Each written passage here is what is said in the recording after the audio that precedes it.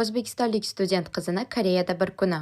Bugun menda ikkita dars bor va birinchi darsim soat 12 da boshlanadi. Lekin soat 9 dan 12 gacha bugun universitetimdagi ishim ham bor. Bugun ertalabdan havo juda ham bulutli bo'lib yomg'ir yog'di. Bu ham yetmaganda ertalabdan telefon qilib asabimni buzishdi. Bizani universitetimizga topshirmoqchi bo'lib, lekin dokumentlarni to'ldira olmay bizga telefon qilib жаловаться qildi. Asabimni buzilganini ko'rib, hamma menga har xil shirinliklar tashab ketdi va 12 da birinchi darsimga bordim. Darsimda gruppovoy proyekt qilishimiz kerak bo'lgani uchun, biz o'zimizni gruppamiz bilan o'tirib proyekt haqida gaplashdik. Lekin sezganinglardek faqatgina proyekt haqida gaplashmadik. Undan keyin obed qilish uchun Subwayga bordik. Soat 3 da hali yana bitta darsimiz borligi uchun ungacha o'rtog'imning sumkasini titdik. Ertalab juda ham bulutli havo bo'lishiga qaramasdan, obeddan keyin havo juda ham quyoshli zo'r bo'lib qoldi. Keyin esa darsga keldik. Bu leksiyamiz 3 soatlik bo'lgani uchun uxlab qolmay deb zo'rg'a o'tirdim. Ishoninglar, даже kofe yordam bermadi. Va u darsim ham tugaganidan keyin kiyimlarimni almashtirib, yaxshi ko'rgan restoranimga o'rtoqlarim bilan birga ovqatlanishga bordik. Bu ovqatning nomi Takalbi. Koreya haqida yana narsalar bilmoqchi bo'lsanglar, обязательно obuna bo'lib qo'yinglar. Bye.